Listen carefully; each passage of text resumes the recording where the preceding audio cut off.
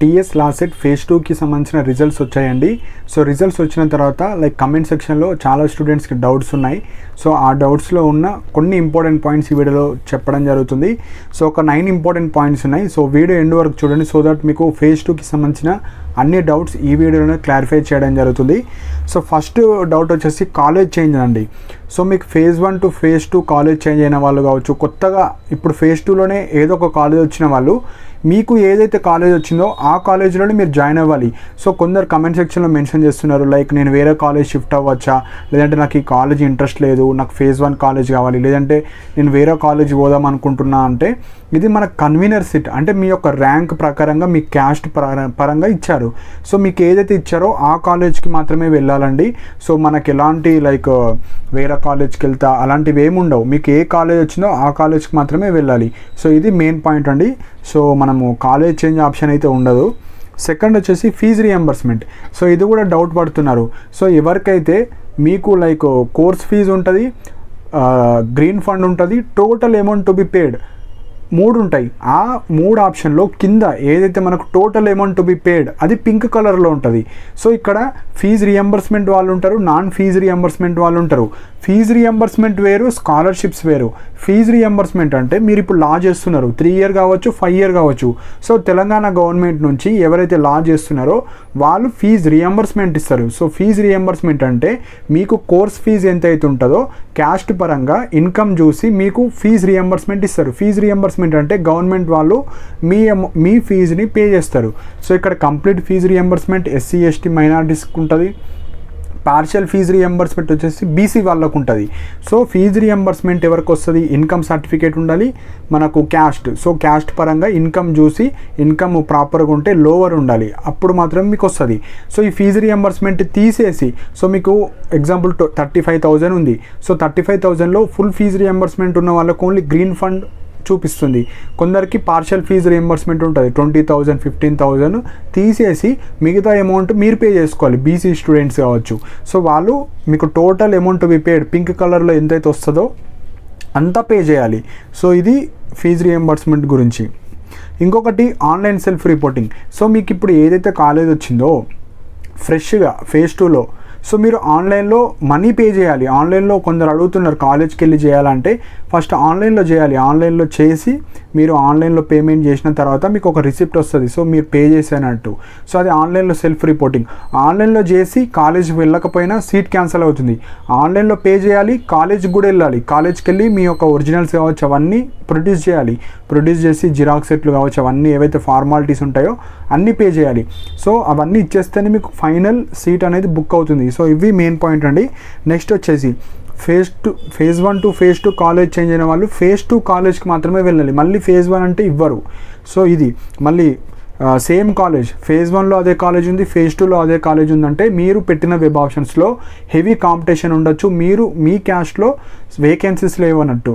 So ఏ college అయితే వచ్చిందో అదే కాలేజ్ ఉంటుంది. మళ్ళీ మీరు ఎక్కడికి వెళ్ళాల్సిన అవసరం లేదు. ఏ కాలేజ్ ఉందో మీకు ఫైనల్గా అదే కాలేజ్ మీకు ఫైనల్గా. సో ఇవి main point. And seat not allotted. So ఎవరికైతే సీట్ రాలేదో ఫేజ్ 1 ఫేజ్ 2 తర్వాత మీరు ఏవైతే వెబ్ ఆప్షన్స్ పెట్టారో, సో ఇక్కడ మనకు సీట్ అనేది దేని మీద డిపెండ్ అవుతుంది, ర్యాంక్. సో మంచి ర్యాంక్ ఉంటే మీకు ఏదో ఒక కాలేజీలో సీట్ వస్తుంది. సో ర్యాంక్ పెద్దగా ఉండడం వల్ల, సెకండ్ మీ యొక్క క్యాస్ట్లో మీ క్యాస్ట్లో టాపర్స్ ఎక్కువ ఉండడం వల్ల, సో జెండర్ మనకు రిజర్వేషన్ ఉంటుంది. సో ఇవన్నీ ఉంటాయండి. సో మెయిన్గా ర్యాంక్ పెద్దగా రావడం వల్ల మీకు సీట్ రాలేదు. సో ఇవి మెయిన్ పాయింట్. అండ్ కొన్ని వెబ్ ఆప్షన్స్ మాత్రమే పెడతారు. అన్ని పెట్టి కూడా సీట్ రాలేదంటే మీ ర్యాంక్ పెద్దగా అయి ఉండొచ్చండి. సో సీట్ రాని వాళ్ళు మీరు స్పాట్ అడ్మిషన్స్ ఉంటాయి, కాకపోతే చాలా తక్కువ సీట్స్ ఉంటాయి. అంటే ఏవైతే ఇప్పుడు ఫేజ్ 1 ఫేజ్ 2 తర్వాత సీట్స్ ఏవైతే మిగులుతాయో అవి ఎవరైతే సీట్ క్యాన్సిల్ చేసుకుంటారో అవిటికి మాత్రమే స్పాట్ అడ్మిషన్స్ ఉంటాయి. సో ఎవ్రీ కాలేజీలో 1 2 3 4 5 ఇలా వేకెన్సీస్ ఉంటాయి. కాబట్టి మీరు అవిటికి ట్రై చేయొచ్చు. లేదంటే నెక్స్ట్ ఇయరే రాసుకోవాలండి, లేదంటే మేనేజ్మెంట్కి వెళ్ళాలి. సో కన్వీనర్ సీట్లో మీకు ఇప్పుడు అయిపోయినట్టే phase 1 phase 2. Next year try చేస్తా అనుకునే వాళ్ళు నెక్స్ట్ ఇయర్ ట్రై చేయండి, లేదంటే స్పాట్ అడ్మిషన్స్, లేదంటే మేనేజ్మెంట్. సో అది పర్సనల్ డెసిషన్స్ మీరు తీసుకోవాలి. నెక్స్ట్ ఇప్పుడు కొందరు మనకు వెబ్సైట్లో ప్రొవిజనల్లీ సెలెక్టెడ్ క్యాండిడేట్స్ లిస్ట్ ఉంటుంది. అంటే ప్రతి లా కాలేజ్లో క్యాస్ట్ వైజ్ కాలేజ్ వైజ్ ఎట్లా కట్ ఆఫ్స్ ఉన్నాయి. ఒక కాలేజ్ ఎగ్జాంపుల్ ఉస్మానియా యూనివర్సిటీ ఉంది, అందులో ఎస్సీ కట్ ఆఫ్ లాస్ట్ ఎంత ఉంది, బీసీఏ కట్ ఆఫ్ ఎట్లుంటుంది, ఎస్టీ వాళ్ళకి ఎట్లుంది, బీసీ ఈడబ్ల్యూఎస్ ఎట్లా కట్ ఆఫ్ ఉంది, మీ కేటగిరీ ఏందో మీరు చూసుకోండి. చూసుకున్న తర్వాత అండ్ కొందరు కమెంట్ సెక్షన్లో కూడా పెడుతున్నారు మాకన్నా పెద్ద ర్యాంక్ వచ్చిన వాళ్ళకి వచ్చింది అని. సో నేను అప్పుడే చెప్పానండి, లాలో ఫేజ్ 1లో మిస్టేక్స్ జరిగినాయి, ఫేజ్ 2లో కూడా జరగచ్చు. సో మీరు ఏమన్నా మీకు మిస్టేక్స్ జరిగినాయి అనుకుంటే మీరు ఈమెయిల్ సపోర్ట్ ద్వారా మీరు like mistake in same rank కావచ్చు ఇట్లా డీటెయిల్గా రాసి మీరు ఇవ్వండి. సో ఆల్రెడీ ఫేజ్ 1లో చాలా మిస్టేక్స్ ఉండే, సేమ్ ర్యాంక్స్ కావచ్చు, అట్లా రిజర్వేషన్ ప్రాపర్గా ఇవ్వడం కావచ్చు. సో వాళ్ళ దగ్గర ఒక ఫార్మేట్ ఉంటుంది రిజర్వేషన్ పాలసీది. సో లాస్ట్ స్టూడెంట్స్కి వాళ్ళు ఎట్లా ఇస్తున్నారో మీరు వెళ్ళి కనుక్కోండి. సో యాజ్ పర్ రూల్స్ నేను ప్రీవియస్ వీడియోస్లో చెప్పాను ఈ విధంగా ఇస్తారు. కాకపోతే యాజ్ పర్ రూల్స్ మనం చెప్పాం, కానీ వాళ్ళు ఎలా ఇస్తున్నారో మనకు చెప్పరు. సో డైరెక్ట్గా వాళ్ళు సిస్టమ్కి అప్డేట్ ఇస్తారు రిజర్వేషన్ పాలసీ. సో దాని ప్రకారంగా మార్క్స్ జెండర్ క్యాస్ట్ పరంగా అవి సిస్టమ్ మనకు అప్డేట్ ఇస్తుంది.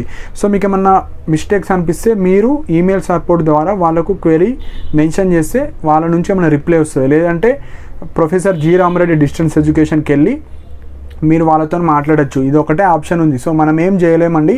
సో స్టూడెంట్స్ యొక్క రిస్క్ మీరు వెళ్ళి అక్కడ కంప్లైంట్ రేజ్ చేస్తేనే మన సొల్యూషన్ వస్తుంది. లేదంటే ఈ ఇయర్ 2024కి సంబంధించిన ఫేజ్ 1 ఫేజ్ 2 అడ్మిషన్స్ అయిపోయినాయి. సో నెక్స్ట్ ఇయర్ మీరు ట్రై చేసుకోవాలి. స్పాట్ అడ్మిషన్లో చాలా తక్కువ ఉంటాయి సీట్స్.